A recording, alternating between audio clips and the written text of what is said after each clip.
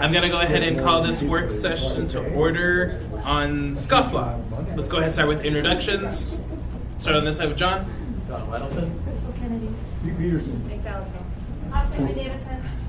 Forrest Dunbar. Suzanne LaFrance. Felix Rivera. Becky McPherson, Municipal Attorney. Brendan Babb, Chief Innovation Officer. Brett Dice. All right. So this was a work session requested by Ms. McPherson to give us an update on Scofflaw. Ms. McPherson. Thank you, Mr. Chair, and thank you to all of you for entertaining our desire to talk to you. I know it's been a long day of work sessions today. As the chair indicated, I requested this work session, and the reason I did is basically I want to do what Mr. Dyson had asked earlier. I want to download information that I now have to all of you before I leave the municipality for further consideration. This, specifically, I wanted to share with you the findings of, we convened a working group after last spring. Last spring, I returned from maternity leave in the midst of your consideration of a potential amendment to the Scofflaw program, which the consideration of that potential amendment had brought up a bunch of bigger picture questions about what is the Scofflaw program? Does it work? Is it punitive? Is it unduly punitive to certain people who are already facing disadvantages? Why are we doing this? That were sort of not addressed by that amendment, but which led me to think, well, let's get the applicable folks together and think about what we know, what we don't know, whether there are tweaks we could recommend to the program, whether the program makes sense, what the program is, etc. See what we think about it, what we know, what we could glean from that knowledge to develop an opinion about the program since these questions have been raised. So what we're doing here today is I want to come back and share with you what the working group found, what our preliminary recommendations are, and then just essentially provide you, to be honest, we don't have a perfect recommendation, and part of this is also just sharing with you as policymakers for the municipality what we know, so you know it and can think about what you might want to do with this program going forward. A little bit of background about the Scofflaw program to the extent that it's helpful. Where did the Scofflaw program come from? There's a story that's tied to it of Jenny Morris, who was in a vehicle accident with an individual who had accrued a number of unpaid traffic violations, led to some political lobbying and the passage of enabling state legislation. So this is where the ability to have a Scofflaw program comes from, is AS 2801-015. It is enabling legislation, not sort of, it allows us to have the ordinance, it doesn't require us to have it. It just says that we may adopt an ordinance providing for the impound or forfeiture of a motor vehicle used by a person who has $1,000 or more in delinquent traffic fines for moving violations committed within the municipality. And we're limited in that we can only, if we do adopt such an ordinance, we can only make it more stringent or the same. We can't be less stringent. So we can't say, okay, you have to have $5,000 or more before we take your vehicle. That's less stringent.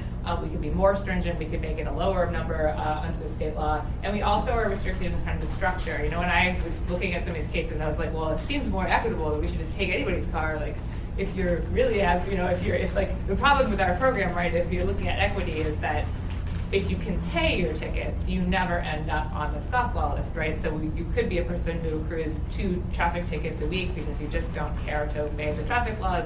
That person may have other penalties eventually, but they are never on the Scofflaw list. So anyway, but we can't do that. We have certain structures. What can we do is the parameters of what we're dealing with are set by state law. You all received a thoughtful opinion from the Ombudsman's office with some thoughts about the program as a whole and some specific portions of it.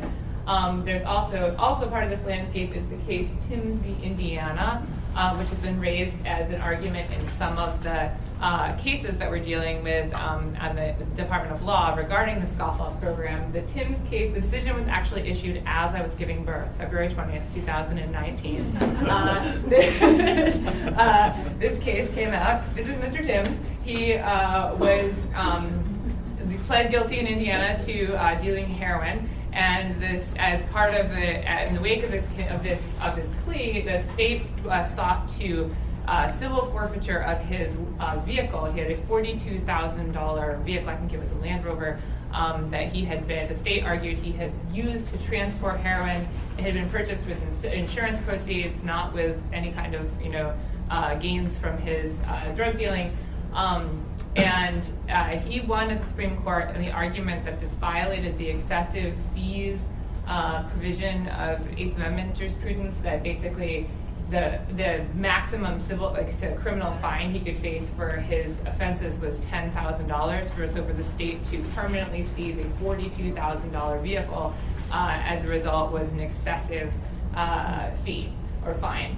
I think it's a very interesting case. I don't think it's completely on point with respect to our Scofflaw ordinance, because the Scofflaw ordinance structure is your car is seized, you can get it back when you pay the fines that you otherwise owe. So it's not the same paradigm. The paradigm in Tim's was that in addition to the fines that he was subject to for his actions, the state could somehow also impose an additional $42,000 penalty on him by seizing the vehicle. So I don't think it's completely on point, but it is the most recent development in this area of jurisprudence of the U.S. Supreme Court. Just want to note quickly for the record, we were joined a few minutes ago by Mr. Constant. Okay, so the guiding questions, what were we trying to figure out in a working group as we convened? And for the background, who is in this working group? It was representatives of the Department of Law, and we have in the room, there's me, there's Tab Weiss, who's the assistant municipal attorney who works mostly on the program, also Amber Cummings, who is an administrator in our office, who is actually the person who interfaces face-to-face with folks who come in to get their cars back. Brendan Babb with the I-team helped us with data. We also had 2 folks from IT working on data with us, neither of whom are in the room. We had Dan and Diana from Treasury and Finance working with us on understanding the mechanisms of the program, and also folks from APD. Captain Curl here is there to talk on their behalf today. So that's who we all got together to try and think about. So these are all the different people who touched the program. The questions that we were looking at were, is the Scofflaw program working as a public safety measure? There's a recent article about the program in the paper that made it sound like we have no idea, we couldn't possibly know what the program is costing. That's not actually the case. We could quite easily, I think, figure out whether or not the program, what it costs us, and whether or not we're getting more fines as a result. The whole point is we didn't look at that in this working group, because the point of this legislation was supposed to be a public safety measure. That's what the state enabling legislation says. That's what our code says. It's not a revenue collection measure. It's not supposed to be the gauge of success, whether it's working or not, is not and should not be whether or not we're somehow collecting more fines or fees as a result. It should be whether it's supposed to, the policy point behind this when it was passed was supposed to be to take unsafe drivers off the road, thus making the community safer. So that's what our guiding principle was. Mr. Constant? Thank you. So that's one use of tracking revenues, or who's paying and how much is paying. Are we tracking who's paying and how they're paying so we have a sense of the demographic impacts? Or are we just saying we don't want to look at the numbers because that's not the purpose of this program, therefore there's no reason to have these numbers? I think it depends on what you mean by who is paying and how they're paying. We certainly track who pays, and I'll get into the point in a minute about the limitations on our data, because in terms of when you ask me who is paying, that's a very complicated question, and we don't have a lot of information about people. And one of the chief limitations to our analysis of the impact of the program on different populations, disproportionate impact on different populations, is that we have very limited, we don't have information. When someone comes in and says, I'm paying off my vehicle, it's on the Scofflaw program, we don't know what that person's household income is. We don't know, we have no data on, where, again, income level, personal circumstance. Even if we did have income level, are someone not earning very much money because they're an 18-year-old in high school, or are they not earning very much money because they are struggling economically and they're a 35-year-old supporting many children or something? We have a very minimal window into who people are. And so that is the chief challenge. I'll get into that in a bit about kind of the chief challenge for us in trying to look at a data-driven approach of looking at this program, because I feel like there were a lot of feelings about what must be going on with this program, and we were trying to look at what do the numbers tell us, like what can we find out, what can we not find out, to try and figure out if our suspicions are true or not, right? So we were trying to look at, is it working as a public safety measure, and is it disproportionately impacting otherwise disadvantaged Anchorage residents? Ms. Alto? Thanks. So are you going to get into, number one, the factors you use to evaluate question number one? Yes, I'm going to get into. Because I'm like that's my big question mark. How can we know if it's a public safety measure? Yes, exactly. So that was what when we met as a group, we said, well, what are the things we're trying to figure out about this program? And the two things we're trying to figure out is there any way we can figure out if it's working? And then the other is there any way we can figure out whether or not it is disproportionately impacting? I think the suspicion is always that it is disproportionately impacting folks who are already socioeconomically disadvantaged by taking away vehicles that are then necessary to be able to achieve, socioeconomic stability, right? So that seems to be so we're trying to figure out, is there anything we have that can show us that? And then to the point of challenges. So what do we know about people when we impound their vehicle? And the answer is very little. This is the impound report we get from APD, and I'll show you the police report in a minute, and it's some of the information that's gathered about an individual. Essentially, we know a driver's name and their last known address, and then at the time of the infraction. And then we also know what they were driving, whether or not they owned the car. And we know what their criminal if they have a criminal record or any kind of other offenses in the past. So this is what we get in the Department of Law as an impound report from APD, and this is what an APD police report looks like related to this. Yeah. Can we go back? I couldn't read. What does it say just above Scofflaw there? I can't read it it's either my eyes or the text. Narrative mandatory. Thank you. Okay. That's all I needed to know. Oh, okay. Sorry. No worries. I don't even know where you're looking at. I'm staring deliriously at the screen. Okay, so this is what a police report looks like. So our chief challenge in trying to figure out who's being impacted and is it successful is that we have very minimal information about people we just don't have a lot of information about folks who, and then sort of adding an additional layer to that, we also, the accuracy in reporting is somewhat limited. This is the article that was recently published in the paper featuring some folks who have had vehicles impounded, and they reported to the paper that they've had 30 vehicles impounded, all for Scofflaw. These 3 people? Yes. They claimed it. That's what they stated in the paper. But our records show something very different. Our records show a total of 10 impounds, and only one of them actually being for Scofflaw, the others being for other reasons. There are many reasons you could have your vehicle impounded, such as driving without insurance, or driving with your license revoked, or driving while intoxicated. And so the reporting, so even if we were able to follow up with individuals individually and ask for information, it also, I think the perception of what is happening to people is not necessarily, doesn't mirror perfectly the reality of what's happening in terms of why your vehicle is being impounded. Mr. Dunbar? I'm sorry, can I ask a little bit more foundational question? Remind me again, what kinds of violations can get you on the Scofflaw list? Is it only moving violations? What other kind of tickets can get you there? At this point, it is anything that happens while the car is moving, which does include equipment violations. The way that APD has applied it is equipment violations that occur when you are moving as well. So no parking citations, but if you have a tail light out, that would be good. Thank you. If I might, Mr. Chair, that Sure. differs from the state then because they are narrower, right? Well, what do you mean? There's several different things that happen. There's a points against your license, which eventually results in a revocation of your license.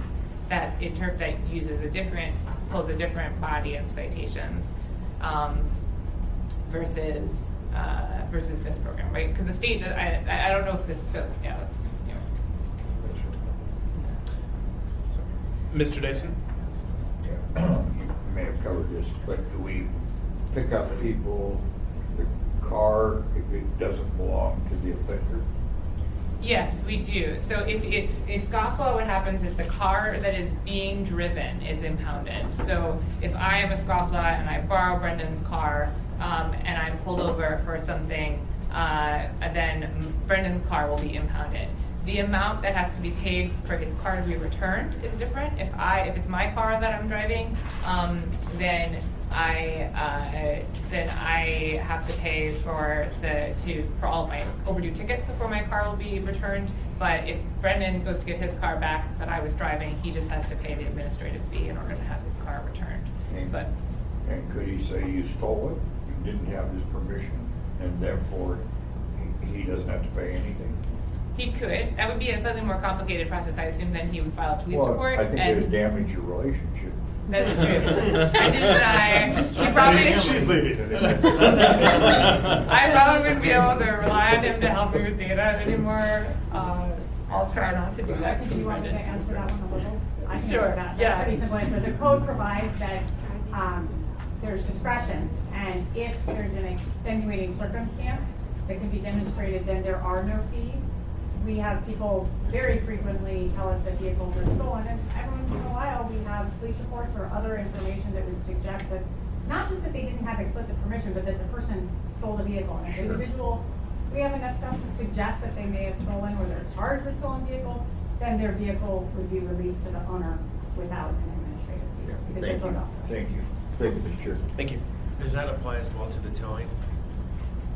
The limitation is that the municipality, if the vehicle was properly seized, the municipality doesn't collect the towing and storage. So, you No. know, unfortunately, they're probably going to be on the hook because the tow yard is the one. But we try to, if there's that determination to be made, we try to do that very quickly so that they aren't encroaching. Thank you. Yeah. So again, I think that my major preface is that it's very challenging to figure out from the data whether our suspicions and even from sort of personal reporting about what the actual impact of the program is on individuals, both because, again, the numbers of data, the data that we have is very limited. To get really accurate data, I think would require extensive layers of analysis, right, of understanding, both, then we don't have any information about people's, racial ethnic group. We don't have any information about their income level. We don't even always have accurate address information, or we only have PO boxes.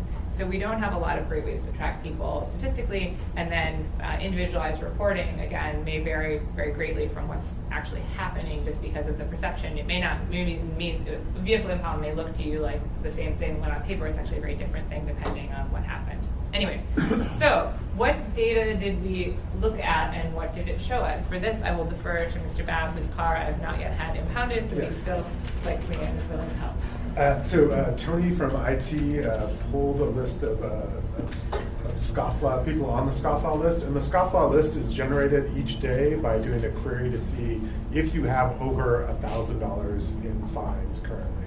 So it doesn't have a timestamp of when you go on or off, it just is a query that delivers a sheet that the police officers use in their day-to-day operations. So this is based on the most current address we have, because we are trying to collect money from scofflaws and have them pay their citations. So several people aren't in Anchorage anymore, or they might not have lived in Anchorage in the first place. Yeah, so this is So here's the United States as well. People might have been here and had a rental car. This is all conjecture on my part, but received some tickets and then left or moved. So we just have addresses based on the best known recent address. And this was a very interesting wrinkle for us. We thought, well, hey, that's very interesting to know, right? Like maybe people are on the Scofflaw list because they've acquired a number of tickets and then they move out of state. And they're like, well, all right, the heck with that. Like you guys aren't going to come and impound my vehicle. I live in Seattle now or in Texas. So this was an interesting wrinkle that we saw when we did this mapping. So, question. Yeah. How are we do this narrow bandwidth of information that we have able to track that they are no longer in Alaska but now they're in Seattle? Because Treasury makes an attempt to collect on the citations, and some of the citations go to third-party collections. So there's a process which they try to update addresses as they find new information about someone. So then what that suggests is if we wanted to, there probably are ways we could mine the information that we have to get a better understanding of who these people are. If we can track them from here to there, we could probably find more, right? This is the last known address you might be able to find additional information. We just use some researcher to do some kind of a study that was.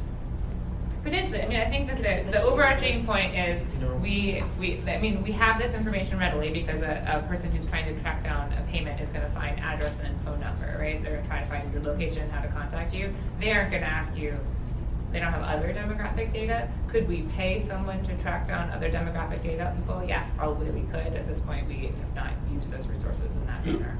Right. It's interesting because for many of us, there is a common sense that there is potential for this impact that is disproportionate on a certain set of people, notwithstanding the terrible selection of people who are in the article who I think may be a perfect fit for the program. But other people, so there could be then, if we wanted to, a way to set someone forward to investigate for us. So we could have a better sense. Just saying it's hard is one answer, yes. But it's hard, but there are possible ways for us to get there. My suggestion would be if there was a way to collect additional information in the process moving forward, I think you could get the better analysis of the program.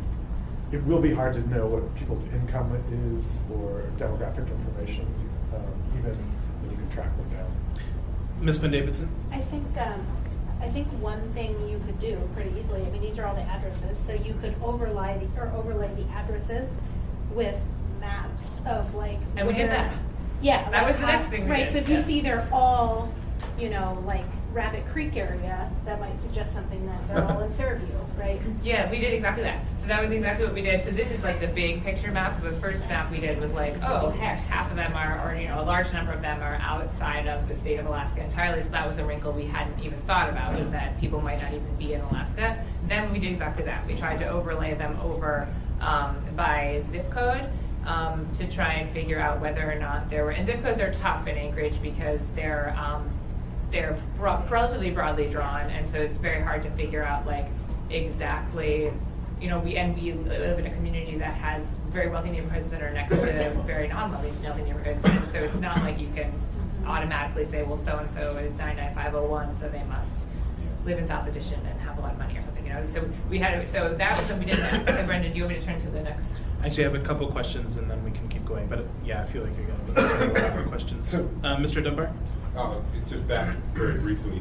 So it kind of makes sense to me, actually, that we would continue to have out-of-state folks get on. They're never going to get off the list in the same way, right? Because to get off the list, you pay your fines. I assume that a lot of that is done through PFD garnishment, right? So that's how we get people off of the Alaska list. But all these folks, for the most part, are just going to keep accumulating. Yeah, and to a certain degree, they don't care. Yeah. There's not like we don't, so yes, I agree with you that we're probably not, but there is a certain, and that was again a wrinkle that we didn't necessarily think of off the bat until we started doing this analysis and realized there is a chunk of folks who are out of state and probably aren't ever going to pay.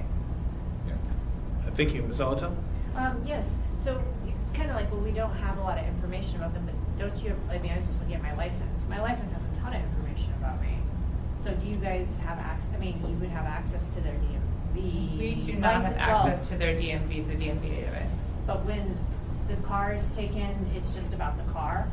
But if they're cited for something, wouldn't the police have information coming from their driver's license? Well, we do have their, Ms. Weiss can. Well, number one is there's only a citation issued to someone if there is a cycle infraction. So when a vehicle is seized, it's seized as a public nuisance. So there's not a citation issue. There's also limitations. The information that is gathered and provided is limited in the scope of its use by state statute. Much of the information, some information may come that the police are using would come from APSA, Alaska Public Safety Information Network. And so there are limitations set in state law as to what that information could use. Also, I think we do have, I'm trying to report on my license, right? We do know what gender people are. I don't think we probably know what color their eyes are and what color their hair is, but we don't know, I don't know if that gives us any information that's relevant to this program. So we mostly have looked at, I guess we could do by age. We haven't analyzed by age, but we felt like the most relevant piece of that information was address based, that it was the information that we have. So I don't know if there's anything else on the license that you think would be a good gauge for. We didn't look at their pictures. I don't know if we have their pictures. We do not get We the don't get pictures. their The only pictures. information that we get as our department is when a vehicle is seized. But I mean, in terms of information that the municipality has anywhere in its records, I think the police report, right, has people's name, address. It has the information that the police may need in the course of their police report, but again, I think you have to be very careful about, I'm having trouble piecing together how that would be helpful, but the kind of information that would tell you more than the address or, Tell you but you would have whether to or not blondes are more pull likely to every be on single our police report separately.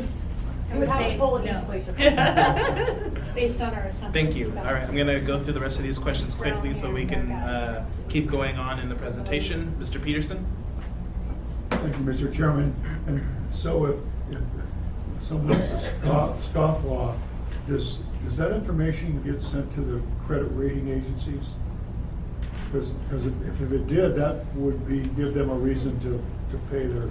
It does not, and I think that the folks from finance can talk to the fact that there's, new federal legislation that it doesn't actually go to people's credit reports or to their. A number of years ago, we did do that, but there was an agreement by the state attorney general of New York that with the credit agencies that said we can no longer do that at all. So they completely flushed out any accounts that we had that we were trying to credit report on. And we had no control over that. Okay. All right, too bad. Thanks. There is an online page of the people on the Scofflaw, so people can go there and check that on a current day. So employers or other people can check that. But yeah, it's not reported anywhere else. And it does not impact people's credit on the flip side. So if at the point that we put you on this list, it doesn't mean that you then are suffering from adverse impacts on your credit. Right, well, I was just thinking of ways that we might be able to get them to pay. So. Thank you. Okay. Mr. Constant? Sorry. Yeah, Ms. Weisbaum, you suggested something that kind of intrigued me a little bit, that, or it raised a question. When someone goes on the Scofflaw, isn't it usually for a triggering event such as a moving violation? No, I mean, I think the statute spells out in the code that you are on this query for the Scofflaw because you owe $1,000 or more in unpaid delinquent moving or traffic citations for moving violations. That's what puts you on. There's a difference between being on the Scofflaw list and having your vehicle Right, seized. and so do we track what kind of events trigger people Yes, getting? that's exactly what, if you look back at, this is what I'm showing you here. This is the vehicle the date that a vehicle was seized, and this is the reason that it was seized, with the reason for the stop that led to the seizure. So again, generally speaking, it is for some moving violation. I can, Sorry, so Dr. Kroll. let me tell you how the Scofflaw works. The Scofflaw is a separate list. The only time we ever run a person for Scofflaw is if we stop them when they've committed a traffic violation or they're involved in a traffic accident. We don't go to your house and then go to our car and say, is he on Scofflaw? Because we can't do that. So you've committed a moving violation or you've been involved in a traffic accident. And then from there, once we get your information, we go to a separate database that is produced daily. And then we see if you're on the Scofflaw list from there. So yes, for us to even check it, you've already committed or been involved in a traffic accident. You've either committed a moving violation or you've been involved in a traffic accident. Thanks, Kevin Curley. Thank you. Mr. Dyson? Yeah. We know the make and year of the cars. We do. And so I suggest that tell you a lot more than some personal data might. But why do we want to know this information? All I care is this working? Is the number of Scofflaws going down and the money that's owed us going down or not? I don't care. There's no excuse for being a Scofflaw. But let's say there's a 23-year-old mother with 7 kids that's got to get to the store and to the hospital with them. Okay, I'm a little sympathetic, but that's such a minor part of it. And what are we going to use this data for? To figure out how to get people to not do this? Good luck with that. And if you want to do that, I want to go after the child molesters and domestic violence, not spend time on this. Fred, but that's not why we're here, I don't think. Good. If I might, Mr. Chair, why we're here is, I believe, there's proposals for change, but there are a number of us who are concerned that it is the poor that are being targeted by a program and not because of anybody's ill intent, but because of a system that just doesn't recognize the impact of itself. And so if we don't understand the impacts, then we are potentially causing harm through a program that's intended to do good. And so that is the purpose of this investigation. Could I speak a little bit to why we did this? I mean, I think it's multifold. My impression was when we had that original work session, there were a number of questions. A series of them revolved around, are we disproportionately impacting people who are already socioeconomically disadvantaged, and we're just finding people and taking away the means to be able to be to stability? But then there were also related questions about is the program working? Because then I think it's a very different policy question. If the program is working, it's really effective, and we're getting unsafe drivers off the road, but we're also penalizing people unduly who are socioeconomically disadvantaged, that's one policy question. It's a different policy question entirely if it's not working and it's also disproportionately impacted. You know what I mean? I think to me, I've heard both of those lines of questions come out of that, and so my hope in convening this working group was to try and figure out if we could figure out the answers to those questions, since it seemed like there was some interest in this group, some community questions about whether or not changes should be made to this program. So I'm just trying to download what we got from those two questions, and I think both of those questions are important to a policy decision about it, whether it's keeping us safer, and then whether it's disproportionately disadvantaging people. I would love to hear what you found. Yeah, so we're asking a lot of questions, but we actually haven't gotten to the meat of it yet. So I'm going to let Mr. Weddleton go, but I really want us to get to the meat of it. Okay, just a quick one. It sounds like you have no way of knowing if this disproportionately hurts poor people. Well, that's what if I could get through what we're trying to do. We're not there yet, guys.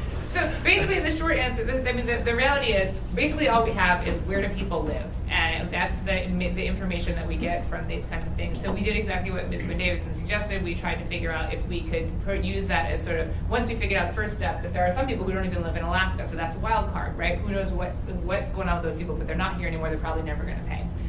Then we looked to see if we could create some kind of proxy for is everybody in a certain neighborhood that is where and whether or not that could be a reasonable proxy for socioeconomic status. So I'll let Mr. Batt talk a little bit about that. This is one of our graphics that looks at the zip code based analysis that we did. So this is just additional information on this. This is the zip code in Louisiana and just the median amount owed there. So people, maybe they are currently living in Louisiana and rack up tickets here in Anchorage, or they moved there. And then the next slide. This is sort of the more important graphic.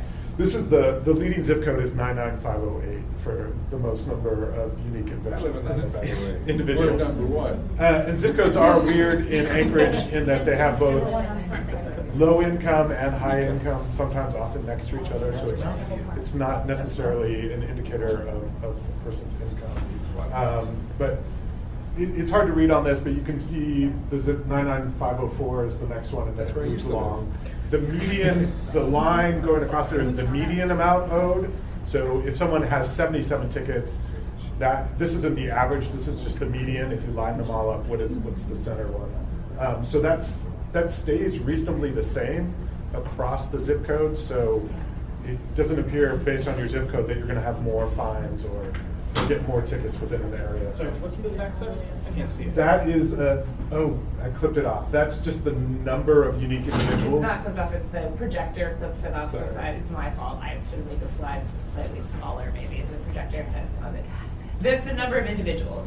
So this would be, this okay. through chair, this would be 100, 200, 300, 400, 500. Got it. Oh, got it. Yeah. I'm sorry, and the line is. The line is dollar. the median amount, and it's around, Gotcha. I think if I highlighted it, it's around like 1,500. Owned by each individual, right? Yeah. So for a Scofflaw, that would be the median amount that they owed. So the very short story version of what we did a series of maps from this too to try and look at that, and it seemed there was nothing that was an immediate kind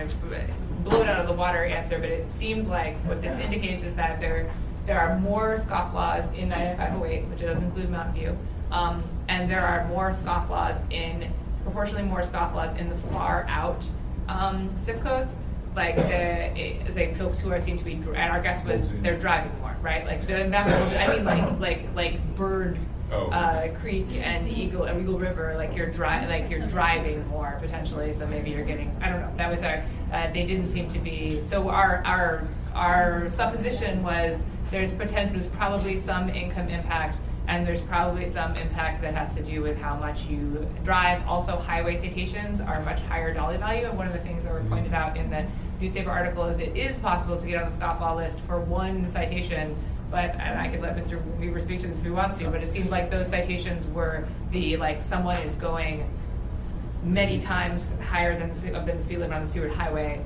That can be a very, very high dollar ticket, whereas the types of tickets you get in town are generally lower dollar value.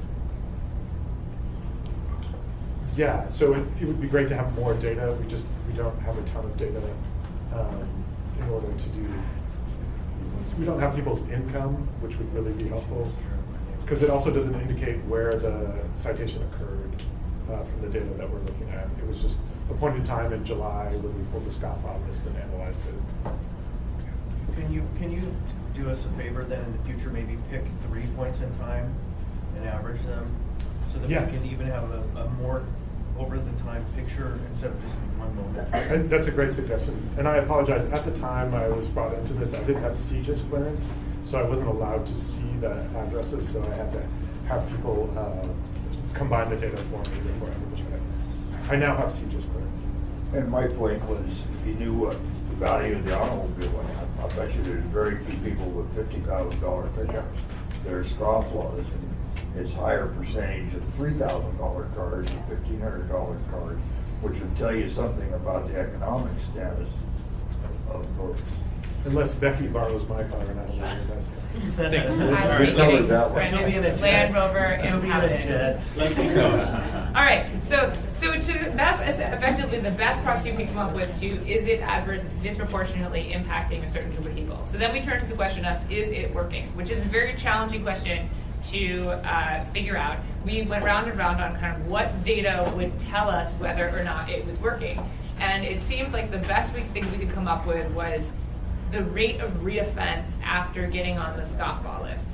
Because the whole point, right, is it's supposed to prevent people from continuing to drive unsafely, right? That's at least when the state law was passed, when our law was passed, the legislative purpose was that we're going to get people off the road who are driving with complete disregard for traffic laws. That was the plan. And so the best part we tried to come up with is that we felt like we'd come up with was comparing the rates of reoffense for people once they've gone on the list and the challenge was who's the comparison, right? Is it any person or is it a person who similarly tends to offend?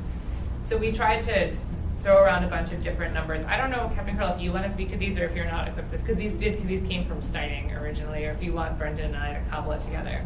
No, I'm familiar with those. Okay. Basically, we took the list from 2015 and looked at it who's never got off since the inception of the program, which was 2007, and you can see there's quite a few numbers at 1,904. We looked at how many people are on the list that continue to get citations, and basically it's 15% of the people that are on the list.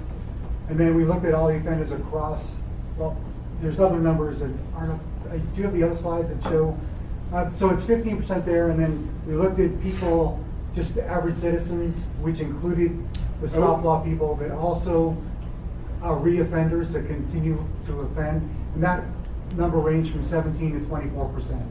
So there's a small group of people who tend to reoffend, and 15% of those people are on the Scofflaw list, which means 85% of people that are on the Scofflaw list don't reoffend. So to us, that means the program does have an effect on dangerous drivers.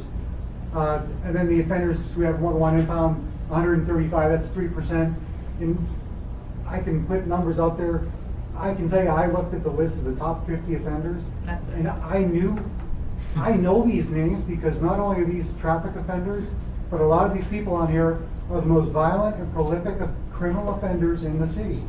And usually, if you look at numbers nationwide, 3% of the people commit 90% of the crimes. And it's funny how people have more than one Scofflaw, it's 3%. It kind of goes across the national average. So these are really bad. A lot of these people are really bad people. I mean, I'm talking really, really bad people. So, and they're on the Scofflaw list, and hopefully, we think it's a deterrent to, if we're looking at socioeconomic class, The people that can afford to pay them are gonna pay it. The people that can't afford, well, hopefully they're not gonna get back in a car and drive. Or if they do, we want people to drive in accordance with the law. If they do drive, they will drive in accordance with the laws that we've established. So I guarantee you, the people who still drive that are on Scofflaw lists, there are quite a few that still drive, but they're not dangerous drivers anymore. They recognize the risk of losing their car. Now they're forced to, by us, recognize the legitimacy of our traffic laws, and they obey them because they don't want to risk losing their car.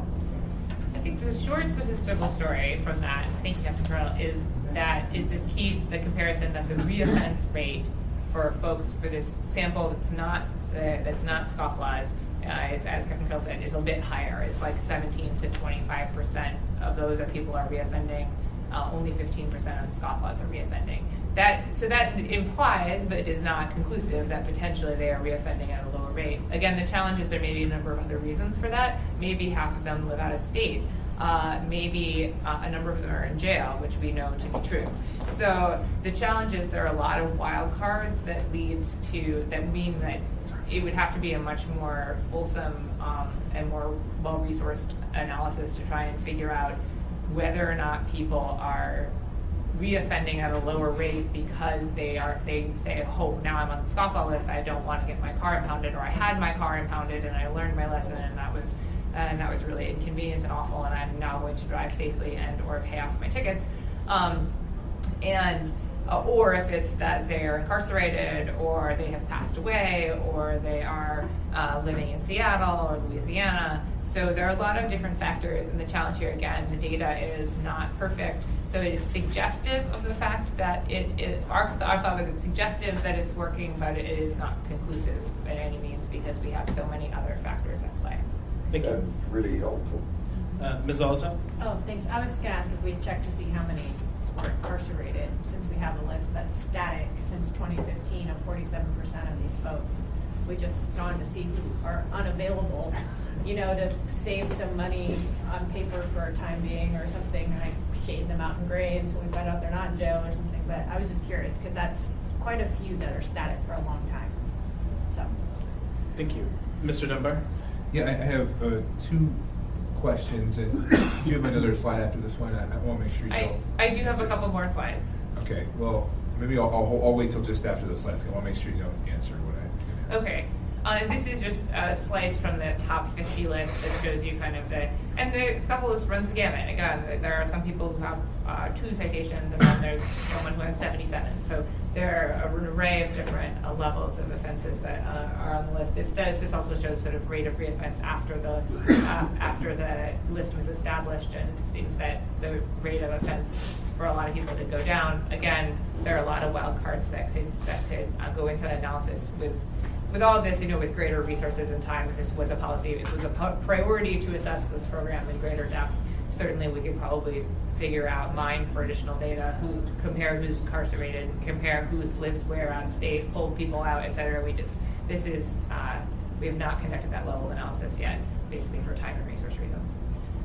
So just a quick summary of our analysis. From the data, suggestive that slightly more drivers on the list are from Mountain View and from further reaches of the municipality, and that it may prevent reoffense, or it may simply just correlate with a lower level of reoffense, but there are wild cards that might come into play there too.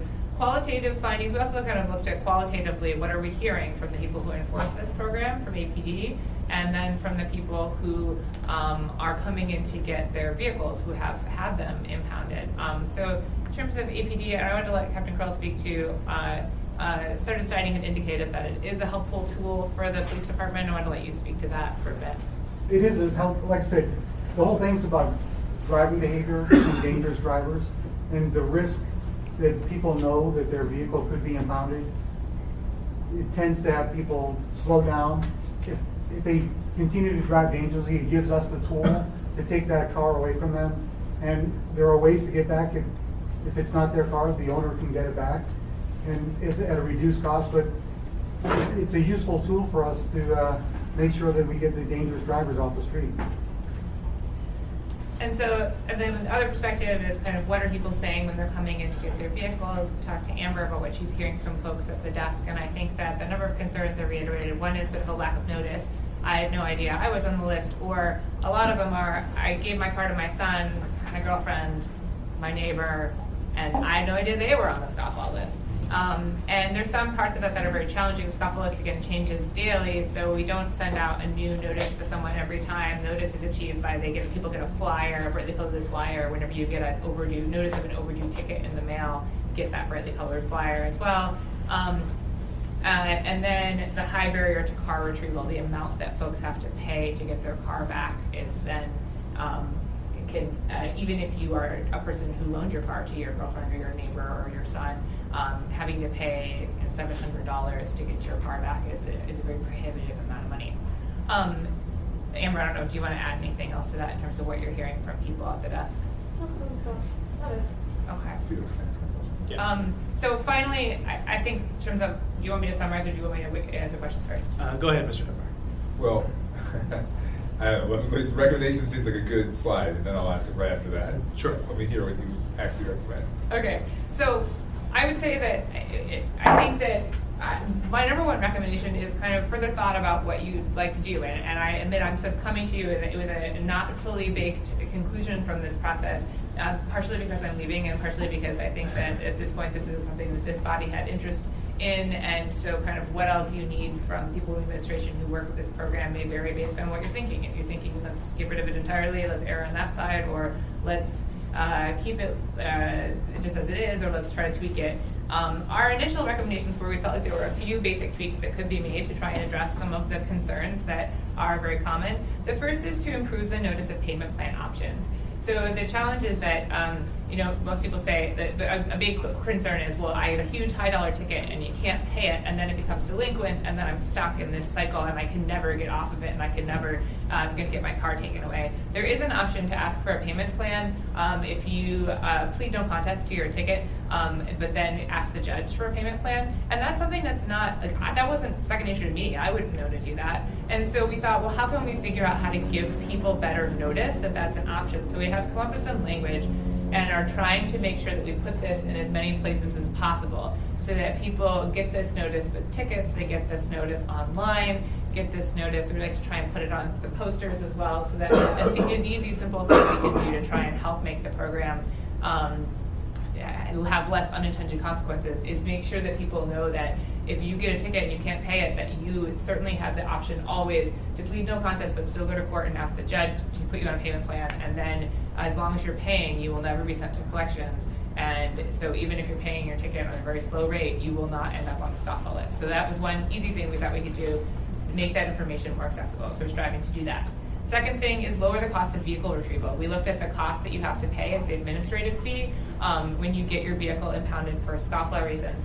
And that's set by code, and it's set at $410. So we have different administrative fees depending on the different type of the reason that your car is impounded that are designed to reflect the rough administrative burden on the municipality of administering the program itself. And we talked about what kind of follow-up is involved. This is the same number that's charged for a DUI, and but it's higher than the amount charged for other types of offenses.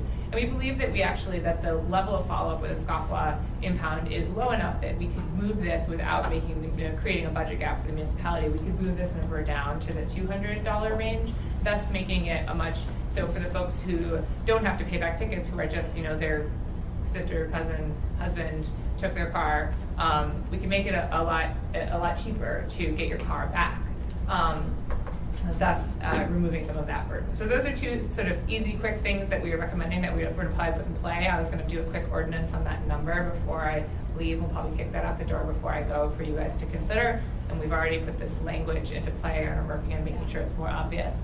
Beyond that, I think we are basically where we are, what I presented to you. We have imperfect data. It does suggest that it is having a public safety impact, a deterring effect on reoffense. It does suggest that there may be some disproportionate impact on certain neighborhoods, but for various different reasons. We don't have a lot of other great information. And I think that then at this point we leave it to you guys to chew on what you might like to do based on the questions you raised previously about this program. Thank you. Mr. Dunbar? Yeah, thank you. So can we go back to the slide of the individuals, the people that were in the newspaper and their offenses? There you go. So this to me indicates that the Scofflaw program probably isn't necessary. Because unless I'm misinterpreting, what you're saying is, except in one of these cases, you could have impounded the vehicle every other time, right? Because it's Scofflaw plus driving without a license, Scofflaw plus no insurance, Scofflaw, right? So if the goal is to get people they're acting dangerously off the street, it looks like we already have the tools without Scofflaw. At least in this case. Now I don't want to draw too much from one example. And you said, Scofflaws re-violated at a lower level, but as you indicated, there are tons that we can come with tons of confounding factors of why that might be the case, right? And again, it's not a revenue generating thing. It's about getting vehicles off the street. And then just, I know you guys were limited by your data, but just in a very basic common sense way, we know this has more of an impact on people with lower income because they can't get their fines paid, and it's obvious, right? So I guess my two questions are, why do we need the Scofflaw? It looks like we have lots of tools to get people off the road. And then second, why can't we, are we prevented by state law for some reason, to going to a way to seize cars that is based more on just the number of offenses you have versus, and I guess we do that to a certain degree, but number of offenses based on, rather than the dollar amount, right? To your second question, yes, we are prevented, but we have only this enabling legislation to work with on this car seizure piece. On the question of, is it, do we mostly have another reason to seize people's cars as the Scofflaw? It's a good question. I don't know if folks who are working on it. I don't think that this correlates with what the assumption is. This is simply a list of the times that we have had our office and the municipal attorney's office has had documentation that their vehicle has been seized. This does not tell us how many other times they may have had police contact in a vehicle. A vehicle cannot be seized for any moving violation. Right. It would only be insurance, DUI, and DWLR. So it is also equally possible. No, I get what you're saying. I'm not sure that we can take from them and say it's no, not. I think you're right, though. I think you're right that if this is all the times we seized vehicles, you're right that we only had one time we seized it only for Scofflaw. But I don't know if this is typical or indicative. I think that's another layer of data analysis that could be done. I did look at. I would say I know that in conjunction with Mr. Weaver's article that we did look at how many of the impounds were just Scofflaw, because a number of them, and it's, it's not, certainly not all of them, but it's also not, 1%. So of the Scofflaws that came into our department, I would have to revisit those numbers, and I can certainly find those. On this page, it's, was it 1 out of 12? Or how many? 1 out of 10. 1 out of 10. Okay, great. 10%. So it's 10% of the time. Well, for this particular group of individuals. Right. So I need to know it's very if hard this. To, yeah. Right. I would actually. There might be, I don't know. Maybe it's actually lower for other people. Maybe it's higher. But it indicates to me that if this is a exemplar, if this is something we can draw more data from, then it doesn't seem like a very useful tool. I think we could definitely do more analysis to see how many impounds are, of the utility of the program, how many cars are actually being impounded only for Scofflaw, whether the people, and so there's certainly more analysis that could be done in that direction. I think part of the challenge is there's also a wide variety of people on the Scofflaw list. Yeah. So. But the evidence you presented, so the Captain Curl, sorry, he said, these are, he pointed out these are some of the worst people in Anchorage. They've got all these offenses. Not these people. No, well, both, but yeah, these people in particular. So these people, right? I would be willing to bet that most of them are driving without insurance and without licenses when they're driving. Yeah. So there are other ways to get the worst people of Anchorage off of the road in almost every case. I would guess. Yeah, I don't know. Okay, fair enough. That's a serious value judgment. No, not the worst people in Anchorage. But that's what Captain Girl said. These are the most dangerous people. He recognizes them by name. I think it was a loose statement. That's in the top 50. Yeah. That's this the top is the top 50 right here, yeah. No, I got it. But if you go back to that other one, to your point, Ms. Dunbar, go back to the ones he's talking about. Yeah. What? We don't, if you look at Rachel, we impounded her one time for scofflaw. She was like pulled over twice. So that's 50%. You can't look at those are 3 separate people. And a lot of these things, the laws have changed since 2015 as far as impounding.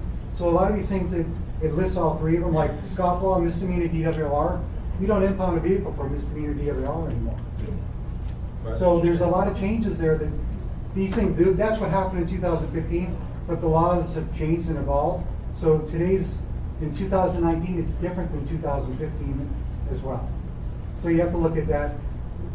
When we have other reasons, those reasons have slowly been going away, and I hate to relate, when you take tools away, then people are going to continue to offend. And if we take this away, pretty soon there's going to be no deterrent whatsoever. Okay, well, yeah. I mean, but what you also just said is that in 2 of the people's examples, the scofflaw was never the only reason we impounded. In one of them, because you're right, these are different people. One of them, half the time it was, but the other 2, there was always some other reason to take away the car. Thank you. And the one problem here is that the wild card here, not every officer uses the scofflaw list. So when it says no insurance there, it could just be that officer didn't look and see if he was on the scofflaw. Because that's another tool, but unfortunately, not if an officer has a reason to impound your car already, he's not going to say, "Oh, let's tack it on there and throw everything on there." So, thank you, Mr. Constant. Yeah, thanks. Mr. Dunbar kind of led into an area that I think is concerning about the way that information is presented to us, and that we see a list of the worst offenders, right? It would be awesome to do the analysis right in the middle of the stack as opposed to the ends. The ones who just one time caught, oops, mistake, and the ones who are like every single day you could take their car if they had one. You know, but somewhere in the middle of all these, and then the example of the Abbotts, you know. And that was part of these statistics. I just have the top 50 up here because that's what fit on the screen. No, I understand. But this, on the how many in the list continue to get citations, that was the whole list they were looking at, not just the... Right, and so I think there's a more instructive conversation to be had, not looking at the very top end or the worst and the least. But, you know, the troublemaker who started this all hasn't been heard from. And I would like to hear from the Ombudsman his thoughts on this whole conversation. Sure. I'm going to keep going through the list, and then we'll hear from the Ombudsman. Mr. Weddleton? Excuse me, thanks. So my sense is we don't know if this hurts people with less money, but if we could assume it does, that's a negative. But if we took the fines we got once they paid them and put them towards buses, then we do something we know helps predominantly low-income people, and we would maybe then we feel really good. That's an interesting question. I think that fine revenue currently goes somewhere else in the budget, so we end up with a hole somewhere else in the budget. But it's a nice. It would be a nice balance. Something for you to think about. Really, my gift to you from this work session is more things to think about and to decide whether or not. I think what I'm also saying is I feel like we did the level of analysis that's possible without spending more money on the problem, because we got together the folks who have this information, what we have, what we can do without hiring people to do further follow-up or whatever. And so the question to you all as policymakers again is kind of, is this something that's worth more resources to study? Is it worth getting rid of it? Is it worth keeping it? Is it worth trying to tweak it further? My present to you is just the amount of information that we have for you to chew on into the future. Your present is a problem. Here you go. Here you are. Thank you. Ms. Zolotov. Thank you. When you're considering lowering the administrative fee, the question I have is, could a payment plan also be available then? For the administrative fee. If they can approve whatever amount of financial hardship to that office, that doesn't create a ton of work. I mean, even if it's a simple questionnaire, because if you do have people borrowing cars from one another, even a $210 fee could be quite substantial, but especially when we start to look at even the zip code breakdown. So it's just food for thought as you think about maybe making that change or that consideration. Through the chair, I'm not sure if we have payment plans, but I'd be interested if that is a possible way to do it, because I agree as well, because there's also towing and storage fees along with that $210 administrative fee. So I can say that the code doesn't provide for a payment plan. Keep in mind that the administrative fees are set through the same mechanism as they are for all impounds. And part of the reason people have asked, can I pay with a credit card, or can I pay with a personal check, or ways that we can't verify that the fees are paid, is once they have made the payment, we give them the documents that they need to go get their car. And I can pretty much guarantee that there are many people, there are some people who will certainly not do that, but there are many people who, as soon as they have the document to get their car, then they have accomplished the goal, and it would create, I think, a substantial amount of work to try to collect on that, but with no actual legal recourse for collecting. In other words, we don't have a judgment to collect. So if basically those who ask for a payment plan would probably only pay part of it, and the remainder of the people who pay the amount in full would pay the amount in full. So in other words, depending on your asking. I understand that perspective, Okay. but I hate the idea of doing this to the lowest common denominator, where we are keeping honest people who really just need an opportunity. Maybe we can get enough information. I don't know, but I think it's worth exploring. I don't want the municipal administrative fee to get in someone's way for having transportation work because someone took their car, or they didn't know that the person they lent it to was on the Scofflaw list. I'll just leave it there. I have more to say about it later. Thank you, Mr. Chair. I did have one question. Can you get the car out? Do you have to pay in cash or a cashier's check? Okay. I think that could also be a barrier. But I believe that the tow yard has in the contract that they are required to, it may or may not help individuals, but the tow yard does have to offer other options for payment, which may include credit cards or things like that. Thank you. All right, seeing no further questions, we'll go ahead and ask Mr. Hess to come up.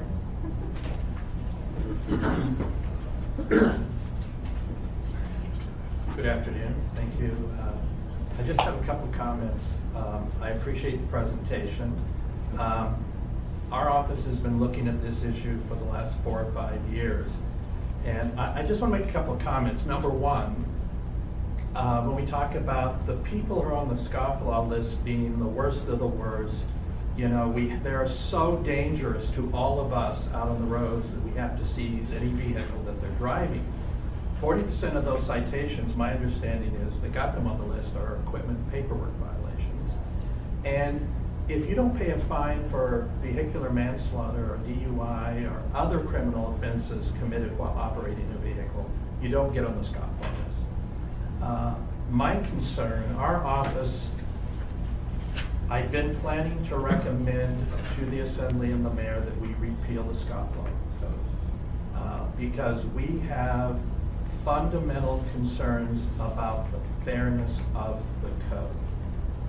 And I will give you 2 real life examples. Number one is an elderly woman who loaned her car to her grandson, who had a valid driver's license issued by the state of Alaska. And I will comment that historically in the state of Alaska, it's the courts and the Division of Motor Vehicles that decide if somebody's privileges to drive a vehicle should be limited or revoked because they're unsafe to operate a motor vehicle. So her grandson had a valid driver's license. She loaned her car to him. He was pulled over by APD. I don't know for what. It could have been for a taillight, headlight, driving suspiciously, which I've been pulled over for. But it cost her, I can't remember off the top of my head, between $500 and $700 to retrieve that vehicle. And this is somebody who was on $1,100 a month fixed income. She did nothing wrong. The other example is a businessman. His employee was pulled over by APD, was on the Scofflaw list. His vehicle was impounded, his business vehicle. He had to pay $500 to $700 to retrieve it, plus the lost business. He had checked that employee's driver's record going back 5 or 10 years. They had no violations, but they had debts that they owed going back 20 years. So you may have a valid driver's license, you may not have any citations on your license for 5 or 10 years, but you're still going to get your car seized or your grandmother's car, your parents' car, because you owe a debt that's 10 or 15 or 20 years old. And the reality is we're putting the burden on members of the public, this grandmother who may not have a computer, to know about an obscure program and to know that they have to go online to the finance department webpage. There's no information about the Scofflaw on APD's webpage or on our impound webpage.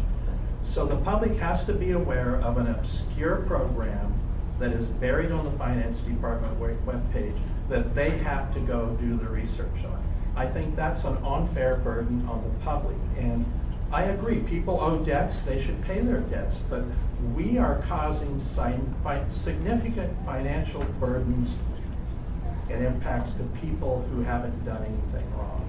The only reason we haven't made a recommendation on repealing the code or amending it, because you could also put in the code that people could make payments to get off the Scofflaw list. The code used to allow that, and it was changed several years ago because people would pay below $1,000 and then quit paying. But you could also put in the code that they have to sign a contract, and if they quit paying, then they get back on the list. So there may be options that we may recommend to improve this, where we don't seize the vehicles of people that aren't on the list. I don't know, but the reason we haven't made any recommendations yet is I've been communicating with the acting director of the State of Alaska Division of Motor Vehicles. Last legislative session, the legislature enacted a state Scofflaw statute. The governor signed it this past summer. It mandates that the DMV will suspend the driver's license of anybody who has $1,000 or more in unpaid traffic fines. And it also allows the DMV to work out payment arrangements. So I had a list of questions how this would apply in relative to municipal codes, and if they're collecting, if they sign an agreement with the DMV and the DMV is collecting the fines for the muni, and then they're pulled over by APD, and then their vehicle's impounded, but they're making payments, how is this going to work?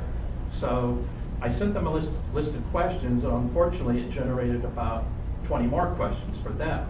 I raised a lot of issues that they hadn't thought of, so the DMV will be getting back to me in the next week or so with answers on how their program is going to work.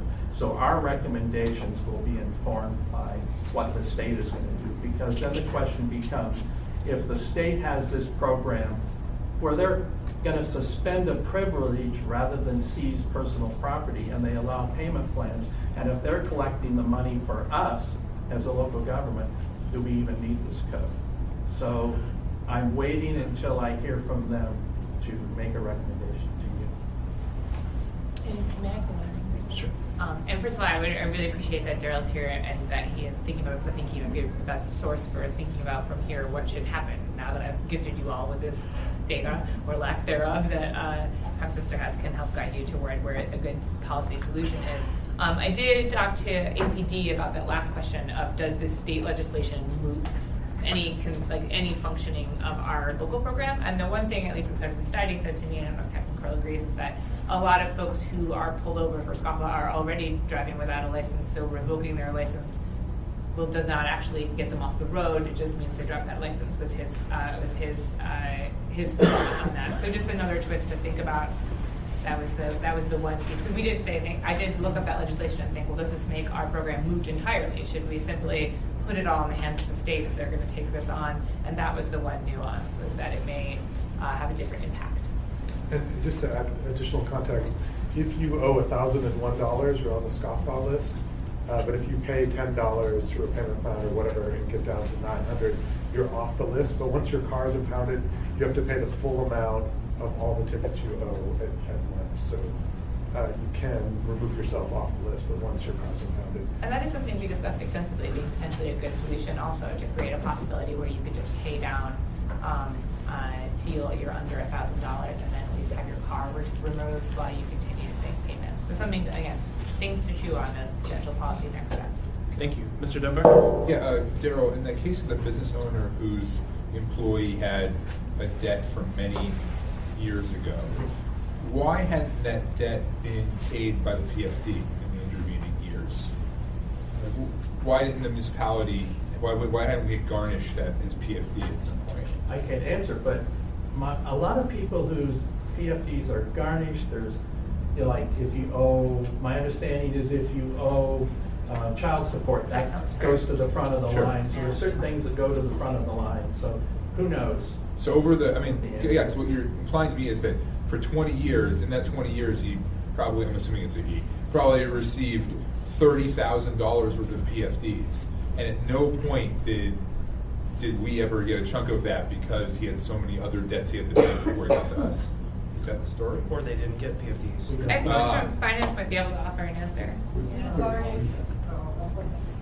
We attempt every year, and if there's a higher priority, then the other agency gets the money, but we always try to find the people, depending on how much their grandson was, I doubt they have 20 years of history of violations, okay?